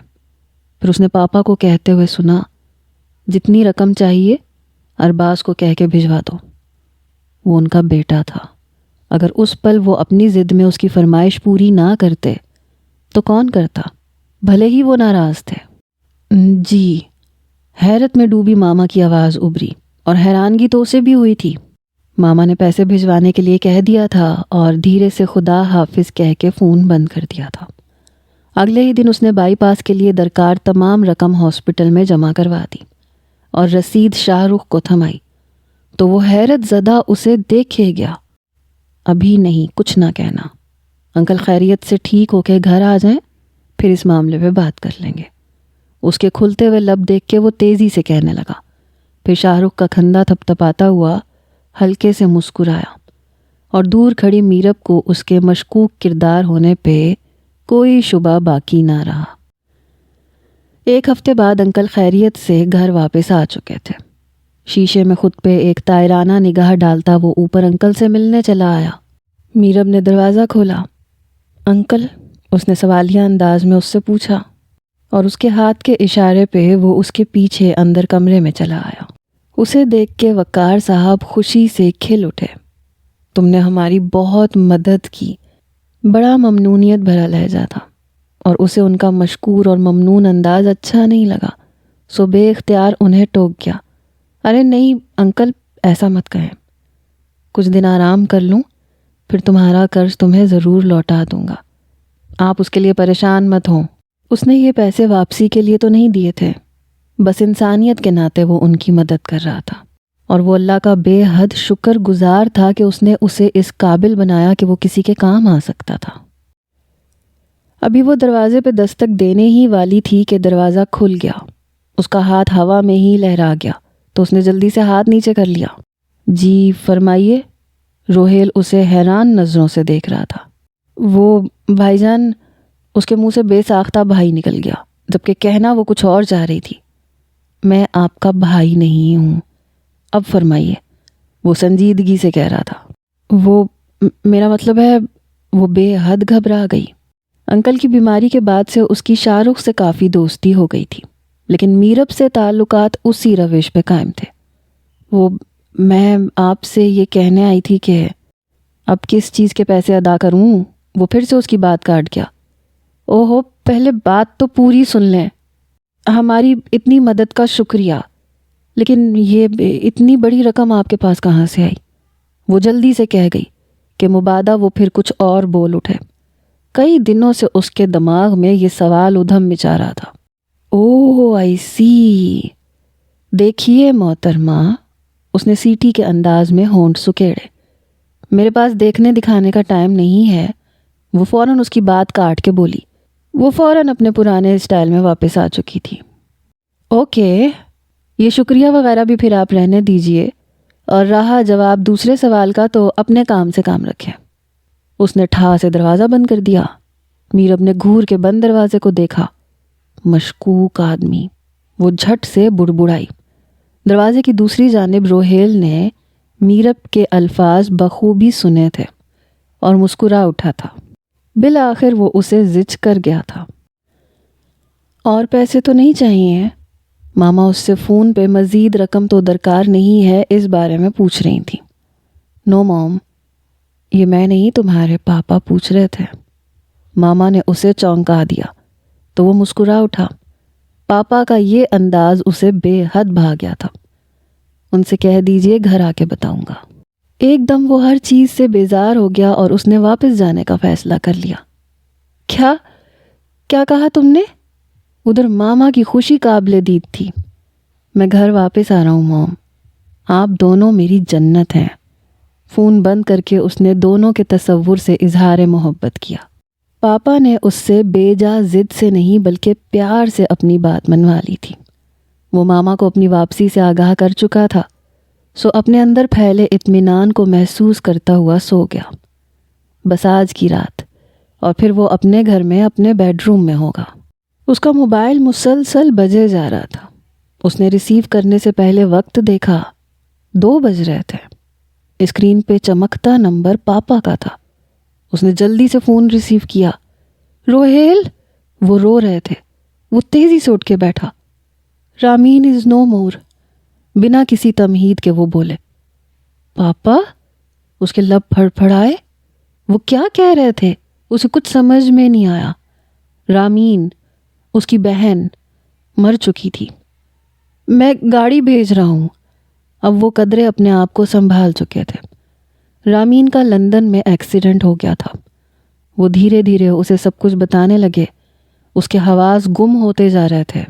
کتنے پل وہ سکتے کی حالت میں یوں ہی بیٹھا سوچتا رہا۔ اس کی تمام صلاحیتیں جیسے ختم ہو چکی تھیں۔ باہر بجتا گاڑی کا ہارن اسے ہوش و حواس میں واپس لے کے آیا۔ وہ تیزی سے بستر سے اٹھا، والیٹ میں موجود تمام پیسے سائیڈ شیلف پہ رکھتا، کانپتے ہاتھوں سے شکریہ کے چند حروف انکل کے نام لکھتا وہاں سے چلا آیا۔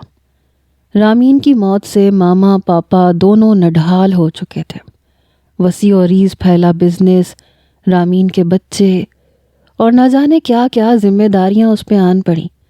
اپنے آپ کو سنبھالتا، سب کو سنبھالتا، وہ اتنا بیزی ہو گیا کہ اسے وہ 3 ماہ اور وہاں کے مکین یاد ہی نہ رہے، اور مصروفیت میں وہ سب کچھ بھولتا چلا گیا۔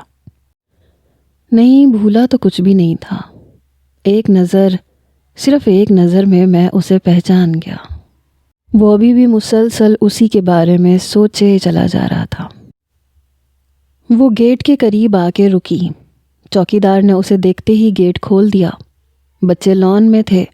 اسے باہر سے ہی ان کے کھیلنے کودنے کی آوازیں سنائی دے رہی تھیں۔ اندر قدم رکھتے ہی نگاہ پورچ میں کھڑی سفید کار پہ پڑی۔ اس کا حلق تک کڑوا ہو گیا۔ آذر صاحب کی گھر میں موجودگی اسے بد مزہ کر گئی۔ اس نے دائیں جانب کھیل میں مگن بچوں کو دیکھا اور پھر نظر ہٹانا بھول گئی۔ یہ کیوں بار بار ٹکرا جاتا ہے؟ جب اسے ڈھونڈا تو ملا نہیں، اب یوں ہی ہر جگہ نظر آنے لگ گیا ہے۔ وہ پچھلے 4 ماہ سے آذر صاحب کے بچوں کو ٹیوشن پڑھا رہی تھی۔ ہیلو مس، ارہم اسے دیکھ کے دور سے چلایا، پھر اس کی جانب چلا آیا۔ مس، یہ ہمارے ماموں ہیں۔ ارہم نے اس کا ہاتھ پکڑ کے اپنی مس سے اسے متعارف کروایا۔ ہیلو۔ بڑی سرسری سی نگاہ ڈالتی وہ دھیرے سے بولی، اب پڑھائی کرنے چلیں؟ بچوں کو دیکھتی وہ انہی سے مخاطب تھی۔ روہیل کو اس کے لہجے اور انداز میں گہری اجنبیت سی محسوس ہوئی۔ پچھلے 10 منٹ سے وہ بچوں کا ویٹ کر رہی تھی۔ اس نے ایک نگاہ ہاتھ میں بندی گھڑی پہ ڈالی، جبھی دروازہ کھول کے آذر صاحب کمرے میں داخل ہوئے۔ سوری، آپ کو انتظار کرنے کی زحمت اٹھانی پڑی۔ وہ بڑی خوش اخلاقی برتتے ہوئے مسکرا رہے تھے۔ بچے؟ اس نے سوالیہ نگاہوں سے انہیں دیکھا۔ وہ بچے تو آج نہیں پڑھیں گے، ایکچولی وہ اپنی نانوں کے گھر گئے ہوئے ہیں۔ وہ اس کے مقابل صوفے پہ بیٹھ گئے۔ اچھا پھر میں چلتی ہوں۔ وہ تیزی سے کھڑی ہو گئی۔ نہ رکیں، چائے پی کے جائیں۔ اسے روکتے ہوئے وہ اس کے قریب آ گئے۔ میں چائے نہیں پیتی۔ بیٹھ جاؤ میرب۔ وہ اسے کھڑے دیکھ کے پھر نرمی سے بولے اور اگلے پل وہ مسکرا کے اس کی راہ میں حائل تھے۔ اتنے عرصے سے یہاں آ رہی ہو، اتنا تو اعتبار کرو۔ آگے سے ہٹیے، وہ غصے سے چلائی۔ اگر نہ ہٹوں تو؟ انہوں نے بوجھل لہجے میں کہتے ہوئے اسے کندھوں سے تھام لیا۔ وہ اپنے آپ کو اس کے ہاتھوں سے چھڑوانے کی صحیح کرنے لگی۔ چھوڑے مجھے۔ اگر نہ چھوڑوں تو؟ وہ اس پہ جھکا۔ آذر بھائی! اس خوفناک منظر کو روہیل کی آواز نے توڑا۔ آذر کا تیزی سے اس کی طرف بڑھتا وجود ٹھٹک کے رک گیا۔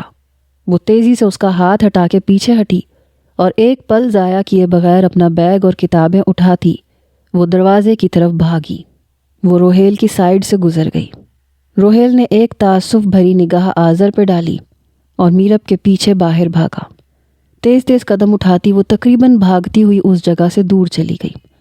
اپنی بے بسی پہ آنسوؤں کی باڑ پلکوں کو بھگوتی چہرے پہ پھیلے جا رہی تھی۔ تبھی گاڑی کا ہارن اسے اپنے قریب سنائی دیا۔ وہ سہم کے پیچھے ہٹی۔ گاڑی رکی۔ اس نے بھیگی آنکھوں سے آنے والے کو دیکھا۔ آئیے میں آپ کو ڈراپ کر دیتا ہوں۔ گاڑی سے باہر نکل کے روہیل نے اسے یوں بچوں کی طرح روتے ہوئے دیکھ کے کہا، نہیں شکریہ، میں چلی جاؤں گی۔ دیکھیے اس وقت موسم اور آپ کی حالت دونوں خراب ہے۔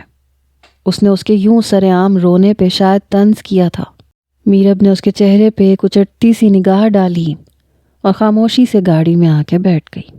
چند لمحے کی خاموشی کے بعد وہ آہستگی سے پوچھنے لگا، انکل کیسے ہیں؟ ٹھیک ہے۔ وہ بامشکل ہی اس کی آواز سن پایا۔ اور شاہ رخ؟ ان سوالات کی آڑ میں وہ اس کا خوف کم کرنا چاہ رہا تھا۔ بس یہاں روک دیجئے، میں یہاں سے آگے چلی جاؤں گی۔ مین روڈ پہ آتی اس نے گاڑی روکنے کے لیے کہا۔ یہاں؟ جی، اب ہم وہاں نہیں رہتے۔ اوہ، تو آپ جہاں رہتی ہیں میں وہاں ڈراپ کر دیتا ہوں۔ وہ نظریں ونڈ اسکرین پہ جمائے ہوئے بولا تو پھر گھر کا راستہ بتانے کے سوا اور کوئی چارہ نہ تھا۔ بس یہاں۔ ایک چھوٹے سے گھر کے سفید گیٹ کے قریب پہنچ کے اس نے گاڑی رکوائی۔ پھر وہ اپنی طرف کا دروازہ کھول کے نیچے اتر گئی تو وہ بھی اپنی سائیڈ کا دروازہ کھول کے اترا۔ میں انکل سے مل سکتا ہوں؟ اس نے بابا سے ملنے کی اجازت چاہی تو وہ چونک گئی۔ بابا نہیں ہے۔ اس کے جواب پہ روہیل ٹھنکا۔ اور شاہ رخ؟ وہ بھی نہیں ہے۔ جواباً وہ الجھا۔ وہ مزید کچھ پوچھتا، ناچار اسے بولے گئے جھوٹ کی خود ہی تردید کرنی پڑی۔ بابا کی 3 سال پہلے وفات ہو گئی تھی اور شاہ رخ آرمی ٹریننگ پہ ہے۔ ہو، آئی ایم سوری۔ اسے انکل کی وفات کا سن کے بے حد دکھ ہوا تھا۔ یہ آپ میرا کارڈ رکھ لیجئے، اس میں میرے نمبرز ہیں، اگر کبھی۔ شکریہ۔ اس نے کارڈ تھام لیا اور پلٹ گئی۔ روہیل کی نظروں نے اس کا تعاقب کیا تھا۔ جب وہ اوجھل ہو گئی تو وہ گاڑی میں آ بیٹھا۔ ابھی تھوڑی دور ہی آیا تھا جب آسمان پہ گرجتے برستے بادل اور کڑکڑاتی چمکتی بجلی اسے ماضی کی ایسی ہی ایک رات یاد دلا گئی۔ وہ چونک اٹھا۔ اس کا مطلب وہ گھر میں اکیلی ہوگی۔ کانپتے ہاتھوں سے اس نے دروازے کا لاک کھولا اور پھر دروازے کو دھکا دے کے کھول دیا۔ آہستگی سے قدم بڑھاتی وہ اندر داخل ہوئی۔ سوئچ بورڈ کے قریب آئی، لائٹ آن کی۔ کمرہ ایک دم سے روشن ہو گیا۔ ہاتھ میں پکڑی کتابیں اس نے کچن کاؤنٹر پہ رکھیں۔ دھوکے باز لوگ۔ ہاتھ میں پکڑے کارڈ کو دیکھتے ہوئے وہ زیر لب بڑبڑائی۔ اس نے کارڈ اٹھا کے پرے پھینک دیا۔ اس کے رونے کا سلسلہ اب دوبارہ سے شروع ہو چکا تھا، لیکن اس سے پہلے کہ وہ اس سے مزید شغف فرماتی، دروازے پہ ہونے والی دستک نے اسے سہما دیا۔ کون؟ روہیل ہوں۔ ہینڈل گھما کے اس نے دروازہ کھول دیا۔ سامنے وہ کھڑا تھا۔ اس کی نگاہوں میں ابھرتی حیرت کو اگنور کرتا وہ مسکرایا۔ میں نے سوچا آپ ڈر رہی ہوں گی۔ آہستگی سے سائیڈ پہ ہوتے میرب نے اسے اندر آنے کی خاموش اجازت دے دی۔ وہ صد شکر کرتا قدم بڑھا کے اندر آ گیا۔ وہ اچھا خاصا بھیگ چکا تھا۔ خود پہ نظر ڈالتا خود کلامی کے انداز میں گویا ہوا، کافی بارش ہے، گاڑی سے دروازے تک تو بھیگا ہی تھا اور باقی آپ کے سوچنے کے عمل نے مجھے مزید بھگو دیا۔ وہ گیلے بالوں کو ہاتھوں سے جھاڑتا ہوا کوٹ اتارنے لگا۔ روہیل کی نظریں اس کے سنجیدہ چہرے کی طرف اٹھیں۔ آہستگی سے چلتی ہوئی وہ اندر کی طرف بڑھ گئی۔ یہ لیں، اس نے تولیہ لا کے اسے پکڑایا۔ تھینکس۔ وہ کچن کاؤنٹر کی طرف بڑھ گئی۔ روہیل نے تولیے سے پہلے چہرہ اور پھر بال خشک کیے، تبھی اسے میرب کی آواز سنائی دی۔ میں اب بارش سے نہیں ڈرتی۔ کیتلی میں پانی ڈالتے ہوئے وہ آہستہ سے بڑبڑائی تھی۔ کمرے کے وسط میں کھڑے روہیل نے پلٹ کے اس کے افسردہ وجود کو دیکھا۔ وہ چائے کا پانی چولہے پہ رکھ رہی تھی۔ شاہ رخ کی ٹریننگ، وہ بس اتنا ہی پوچھ سکا۔ وہ 2 سال کی ہے اور اسے گئے ابھی صرف 3 ماہ ہوئے ہیں۔ اس نے اسے کہتے سنا۔ وہ ہنوز اپنے کام میں مصروف تھی۔ آپ نے گھر کیوں بدل لیا؟ گھر بابا نے اپنی زندگی میں ہی سیل کر دیا تھا، غالباً اسی دن جس رات آپ غائب ہو گئے تھے۔ انہیں آپ کی امانت لٹانی تھی۔ آپ کو بہت ڈھونڈا انہوں نے، مگر ان کی تلاش کے راستے وہاں نہیں تھے جہاں آپ تھے۔ ان کے تو وہم و گمان میں بھی نہیں تھا کہ آپ۔ لمحے بھر کو وہ رکی، کپوں میں چائے کا پانی الٹا کے وہ دوبارہ سے گویا ہوئی۔ ویسے آپ سچ بھی بتا دیتے تو ہم آپ کا کیا بگاڑ لیتے؟ یا آپ کے خیال سے کرایہ زیادہ وصول کرتے ہم؟ بات تو سنیے۔ بے اختیار روہیل نے اس کے نان اسٹاپ بولنے پہ اسے روکنا چاہا۔ آپ کی امانت کے پیسے ابھی بھی میرے پاس ہیں۔ اسے اس کی وضاحت میں کوئی دلچسپی نہیں تھی۔ کون سی امانت؟ جو پیسے آپ نے بابا کے آپریشن کے لیے دیے تھے۔ کپوں میں دودھ ڈالتی وہ مڑی، کپ اسے تھما کے وہ واپس پلٹی ہی تھی جب وہ بولا، اتنی پرانی بات مجھے یاد بھی نہیں ہے۔ اس کی بات پہ اسے غصہ تو بہت آیا مگر پی گئی۔ وہ پیسے بینک میں ہیں، میں آپ کو چیک دے دوں گی۔ عادت کے برخلاف بڑے تحمل سے وہ یہ گفتگو کا سلسلہ برقرار رکھے ہوئے تھی۔ آپ آذر بھائی کے گھر پہ کب سے ٹیوشن پڑھا رہی ہیں؟ اس نے ایک دم سے بات بدل دی۔ سیدھا سیدھا مطلب یہ تھا کہ وہ اس معاملے پہ بات نہیں کرنا چاہتا۔ بابا کی دیکھ بھال کے لیے مجھے اپنی جاب چھوڑنی پڑی تھی، اور ان کی وفات کے بعد مجھے دوبارہ کوئی جاب نہیں ملی، تو پھر میں اکیڈمی اور ٹیوشنز کرنے لگی۔ اکیڈمی کے توسط سے آذر صاحب کے گھر گئی تھی۔ ان کے بچے آپ کے بڑی تفصیل سے وہ بتا رہی تھی۔ میرے بھانجے ہیں وہ۔ گھونٹ بھرنے سے پہلے اس نے میرب کو دیکھا جو اسی کو دیکھ رہی تھی۔ جس رات میں یہاں سے بن بتائے گیا تھا، اسی رات میری بہن کا روڈ ایکسیڈنٹ ہوا تھا جس میں وہ انتقال کر گئی تھی۔ رات کے وقت میں نے آپ لوگوں کو جگانا مناسب نہیں سمجھا تھا۔ واپسی کب ہوتی یا نہ ہوتی مجھے ہرگز بھی علم نہیں تھا، سو شکریہ کے چند حروف لکھنے کے علاوہ میں تفصیل نہیں لکھ سکا۔ وہ کچن کاؤنٹر سے ٹیک لگائے کھڑی میرب کو دیکھتے ہوئے بول رہا تھا، ممی، پاپا، بزنس، رامین کے بچے، یہ سب میری ذمہ داری تھی۔ پھر میں ان میں اتنا گم ہو گیا کہ وہ چند ماہ یاد ہی نہیں رہے۔ چائے ختم ہو گئی۔ وہ اٹھ کے کاؤنٹر میں بنے سنک پہ کپ دھونے چلا آیا۔ جو ہی کپ دھونے لگا میرب فوراً آگے بڑھی۔ میں دھو لوں گی، مجھے دھونے میں کوئی نہیں۔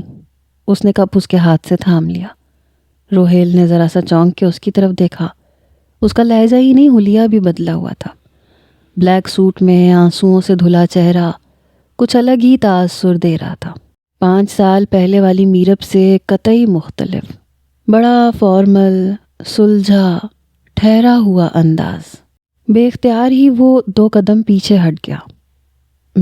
میرب، اس کے لبوں نے پہلی بار مس سے ہٹ کے اس کا نام لیا تھا۔ اپنا نام پکارنے پہ اس کے ہاتھ ایک پل کے لیے رکے، مگر خود کو نارمل ظاہر کرتے وہ مڑ کے اس کی جانب دیکھنے لگی۔ آپ مجھ سے شادی کریں گی؟ وہ سنجیدہ نظروں سے میرب کو دیکھنے لگا۔ کئی ثانیے بعد سامنے ساکت کھڑے وجود میں حرارت سی ہوئی۔ میرب کا چہرہ ضرورت سے زیادہ سنجیدہ محسوس ہوا۔ وہ آگے بڑھی اور مین ڈور کھول دیا۔ پھر ہولے سے بولی، رات کافی ہو گئی ہے، میں گھر میں اکیلی ہوتی ہوں، آپ کی موجودگی میرے لیے پریشانی کا باعث بن سکتی ہے۔ اس کا چہرہ ہر قسم کے جذبات سے عاری تھا۔ اس نے کیوں اس پہ اعتبار کر کے اسے اندر آنے دیا؟ روہیل نے گہرا سانس لیا، صوفے پہ رکھے کوٹ کو اٹھایا اور دروازے تک آیا۔ سوچئے گا ضرور۔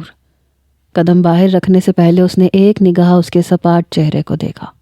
دروازہ زور سے بند کرتی، اپنے اعصاب کو ڈھیلا چھوڑتی، وہ بیڈ روم میں آ کے بستر پہ گر گئی۔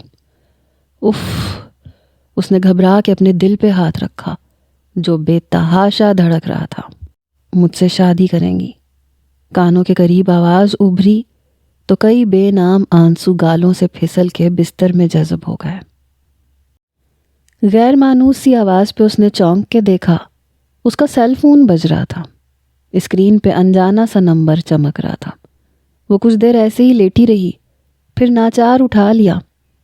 ویسے میں فون پہ بات کر کے بھی آپ کی تنہائی کم کر سکتا ہوں۔ وہ شوخی سے بول رہا تھا اور یہ شوخی اس کی آواز میں بھی رقم تھی۔ آپ؟ وہ ایک جھٹکے سے اٹھ بیٹھی، لہجہ بھی حیرت زدہ تھا۔ کیوں، کیا آپ کسی اور کو ایکسپیکٹ کر رہی تھی؟ آپ کے پاس میرا نمبر کہاں سے آیا؟ اس کا سوال اگنور کرتی وہ حیرانگی لیے پوچھ رہی تھی۔ نمبر لینا کون سا مشکل ہے مس؟ لفظ مس پہ خاصا زور دیا گیا۔ پل بھر کو رک کے اس نے اس کے بولنے کا انتظار کیا، مگر وہاں خاموشی تھی۔ آپ کچھ دن پہلے میرے آفس میں انٹرویو دینے کے لیے آئی تھی، تو میں نے آپ کی سی وی پہ سے آپ کا نمبر لے لیا۔ اس کی حیرت کا مزہ لیتا وہ نمبر حاصل کرنے کی تفصیل بتانے لگا۔ آج ابھی تھوڑی دیر پہلے مجھ پہ ایک انکشاف ہوا کہ مجھے بارش، اور وہ بھی طوفانی بارش، بہت اچھی لگنے لگی ہے۔ بڑا انوکھا سا انداز لیے ہوئے فون پہ ابھرتی آواز اسے عجیب سے احساس سے دوچار کر گئی۔ آپ اپنے ہوش و حواس میں ہیں نا؟ زیادہ دیر خود کو تمیز کے دائرے میں وہ نہ رکھ سکی۔ میں نے باقاعدگی ہوش و حواس آپ کو شادی کی آفر کی ہے۔ وہ اس کے پرانے انداز میں بولنے پہ محظوظ ہوتا ہوا مسکرایا۔ ہلکے سے بڑبڑاتی ہوئی وہ فون بند کرنے لگی تھی جب دوسری طرف سے اس کا ارادہ بھانپتے ہوئے وہ تیزی سے بولا، پلیز فون بند مت کیجیے گا، مجھے سونا ہے۔ بڑا روکھا سا انداز تھا۔ میرا آپ کو ڈسٹرب کرنے کا ہرگز ارادہ نہیں ہے، میں صرف یہ پوچھنا چاہ رہا تھا کہ ماما کو کب لے کے آؤں؟ وہ اس کے تمام انداز و اطوار اور انکار کو خاطر میں لائے بنا پوچھ رہا تھا۔ بنا کچھ بھی کہے اس نے فون بند کر دیا۔ ماما کو کب لاؤں؟ سر جھٹک کے اس نے روہیل کی نقل اتاری اور سونے کے لیے لیٹ گئی۔ رات دیر تک جاگنے پہ صبح آنکھ بھی لیٹ کھلی۔ ہاتھوں سے بالوں کو ٹھیک کرتی وہ کچن میں آئی، چائے کا پانی چولہے پہ رکھ کے ناشتہ کیا، پھر کچھ سوچتی ہوئی فریج تک آئی جبھی مین ڈور پہ بیل بجی۔ اب کون ہے؟ وہ سوچتی ہوئی دروازے کی جانب بڑھ گئی۔ اس نے دروازہ کھولا تو سامنے 50 سال کے لگ بھگ بڑی خوش شکل اور اسٹائلش سی خاتون کو کھڑے پایا۔ آپ؟ وہ حیرت سے انہیں دیکھنے لگی۔ یہ میری مما ہے۔ جو چہرہ ان کے پیچھے نمودار ہوا اسے دیکھ کے وہ دھک سے رہ گئی۔ السلام علیکم۔ روہیل کے تعارف کروانے پہ اس نے اخلاقاً سلام جھاڑا۔ وعلیکم السلام، بڑی محبت سے آنے والی خاتون نے جواب دیا۔ آئیں۔ وہ مرے مرے انداز میں پیچھے ہٹی، انہیں اندر آنے کا راستہ دیا اور وہ اندر لاؤنج میں آ گئے۔ تشریف رکھیے۔ میرب کے اشارہ کرنے پہ وہ خاتون بیٹھنے سے پہلے بولی، تم بھی بیٹھو میرب، مجھے تم سے ضروری بات کرنی ہے۔ اس نے سر اٹھا کے روہیل کو دیکھا جو یوں ہی کھڑا اسے دیکھ رہا تھا۔ وہ خائف ہو کے صوفے پہ بیٹھ گئی۔ بیٹا شاہ رخ چھٹی پہ کب آئے گا؟ بڑا محبت آمیز فرینک انداز تھا۔ کچھ پتہ نہیں ہے، نفی میں گردن ہلاتے ہوئے وہ دھیرے سے بولی۔ بیٹا تم بہت انوسنٹ ہو اور روہیل کی پسند ہو، اتنی معصوم۔ انہوں نے سر اٹھا کے روہیل کی پشت کو دیکھا جو کہ کچن کاؤنٹر کی طرف جا رہا تھا۔ میرب بیٹا تمہارے گھر میں کوئی اور نہیں ہے جس سے میں یہ بات کر سکوں، اس لیے میں پھر تم سے ہی ڈائریکٹ یہ بات کر رہی ہوں۔ میرب نے پریشانی سے انہیں دیکھا۔ میں تمہیں اپنی بہو بنانا چاہتی ہوں۔ مجھے؟ اس نے حیرت سے اپنی طرف اشارہ کیا۔ زیر لب بولتی انہوں نے اس بات میں سر ہلایا۔ ہاتھ دھو، میں تمہیں انگوٹھی پہنا دوں؟ ہاتھ مسلتی سر جھکائے میرب سے وہ بولی اور پھر خود ہی اس کا ہاتھ تھام کے انگوٹھی ڈال دی۔ وہ چولہا بند کر کے کاؤنٹر سے ٹیک لگا کے کھڑا ماما اور میرب کے درمیان ہونے والی کارروائی دیکھ رہا تھا۔ روہیل نے اتنی جلدی مچائی ورنہ میں نئی بنوا لیتی، خیر شادی پہ یہ شوق پورا کروں گی۔ وہ یوں بول رہی تھی جیسے برسوں کی شناسائی ہو۔ آنٹی، اس نے جھکی نظروں کے ساتھ انہیں بے ساختہ پکارا۔ نہ آنٹی نہیں، مما کہو۔ میرب، روہیل نے مجھے تمہارے بارے میں سب کچھ بتا دیا ہے، شاہ رخ آئے گا تو ڈیٹ فائنل کرتے ہیں۔ میرب کا جھکا ہوا سر جھکا ہی رہ گیا، اس میں اتنی ہمت نہیں رہی کہ وہ انہیں انکار کر سکے۔ بیٹا، صبح صبح تمہیں پریشان کیا، لیکن روہیل سے زیادہ مجھے تم سے ملنے کا بہت اشتیاق تھا۔ وہ خاموش ہوئیں تو اسے چولہے پہ رکھے پانی کا خیال آیا۔ اب چائے؟ میرب کے پوچھنے پہ وہ نفی میں سر ہلا کے بولی، نہیں بیٹا شکریہ، روہیل کے بابا کو بھی تو ان کی بہو دکھانی ہے۔ اب تم جس دن بلاؤ گی اس دن ہم چائے پینے آئیں گے۔ روہیل بھی چل کے ان کے سامنے آ کھڑا ہوا۔ میرب کی نظر غیر ارادی طور پہ اس کی طرف اٹھی۔ سدا خوش رہو، مجھے روہیل کی پسند بہت اچھی لگی۔ انہوں نے مسکرا کے اس کا گال چھوا تو وہ نظریں جھکا کے پھیکی ہنسی ہنس پڑی۔ وہ دروازے کی جانب بڑھی تو روہیل نے بڑی مسکراتی نظروں سے اسے دیکھا، اور نہ جانے کیا تھا ان آنکھوں میں کہ وہ ایک دم گم سم سٹپٹا سی گئی۔ روہیل اور اس کی ماما جا چکے تھے۔ وہ تقریباً آدھے گھنٹے سے ہاتھ میں پہنی انگوٹھی کو سکتے کی حالت میں گھورے چلی جا رہی تھی۔ اچانک فون بیل کی آواز اسے چونکا آ گئی۔ وہ بھاگ کے کمرے میں آئی، فون اٹھایا تو دوسری جانب توقع کے عین مطابق وہی تھا۔ آپ اپنی ماما کو لے کے کیوں آئے؟ دانت پیستے ہوئے وہ غصے سے چلائی۔ کیا مطلب، اور کس کو لے کے آتا؟ اس کی بات پہ وہ حیران ہوا۔ یہ انگوٹھی، یہ سب کیا ہے؟ آپ ایسے کیسے؟ غصے اور سراسیمہ کیفیت میں گھرے وہ بے ربط سا بولے چلی جا رہی تھی، اور یہ ساری صورتحال روہیل کو بہت مزہ دے رہی تھی۔ رات کو تم سے پوچھا تو تھا کہ ماما کو کب لاؤں، تم خاموش رہی، اور تمہارا جواب جب دل کرے لے آئیے گا یہ میں نے خود ہی تصور کر لیا اور میں ماما کو لے کے آ گیا۔ وہ اطمینان سے بولا، ویسے انگوٹھی والا فاؤل ماما کر گئی ہے، یہ مجھے تم کو خود پہنانی تھی۔ اب کہاں سے کہاں پہنچ گئے ہیں؟ ہم ایک دوسرے کو جانتے ہی کتنا ہے۔ 5 سال پہلے کی چند مختصر ملاقاتیں، اور وہ بھی ہرگز خوشگوار نہیں تھیں۔ ارے رکو تو، مزید کچھ بولنے سے پہلے میری بات سنو۔ شادی جلدی ہوگی، بارشوں کا موسم شروع ہو گیا ہے، اگلی بارش تمہیں میرے ساتھ اس گھر میں ہونا چاہیے۔ تمہارے خیال میں کون سی ڈیٹ ہونی چاہیے؟ جب سب کچھ آپ نے طے کر لیا ہے تو مجھ سے اور میرے بھائی سے پوچھنے کا تکلف بھی کیوں کر رہے ہیں؟ وہ نئے سرے سے چڑ کے اپنے ازلی منہ پھٹ انداز میں بولی۔ مس، آپ کا انداز مجھے 5 سال پہلے کی ملاقاتیں یاد دلا گیا ہے۔ وہ بھرپور انداز میں مسکرایا۔ مس، اس نے زیر لب دہرایا، اور وہ اس کی بات سمجھتا شوخی سے مسکراتا ہوا بولا، اوکے، مس نہیں بولتا، تمہاری خواہش پہ تمہیں اب میں میرب کہوں گا۔ میں نے یہ کب کہا؟ اس کی بات پہ وہ بلبلا اٹھی۔ میرب خاموش ہو جاؤ پلیز، اور بتاؤ کیا تم یہ رشتہ نہیں کرنا چاہتی؟ اب کی بار وہ بڑی سنجیدگی سے پوچھ رہا تھا۔ کیا جانتے ہیں آپ میرے بارے میں، اور کیا جانتی ہوں میں آپ کے بارے میں؟ خیر تمہارے بارے میں تو میں سب کچھ اچھی طرح سے جانتا ہوں۔ پھر وہ شوخی سے مسکراتا ہوا اسے چھیڑنے لگا، اور میرے بارے میں یہ جان لو کہ گزشتہ رات کالے کپڑوں میں ملبوس ایک لڑکی مجھے بہت اچھی لگنے لگی، مگر 5 سال پہلے والی میرب وقار لڑتی جھگڑتی اس لڑکی سے بھی زیادہ اچھی لگتی ہے۔ وہ بڑے جذب سے ایک ایک لفظ پہ خاصا زور دیتا بول رہا تھا۔ آپ ہمارے حیرانگی کے الفاظ منہ سے نہیں نکل رہے تھے۔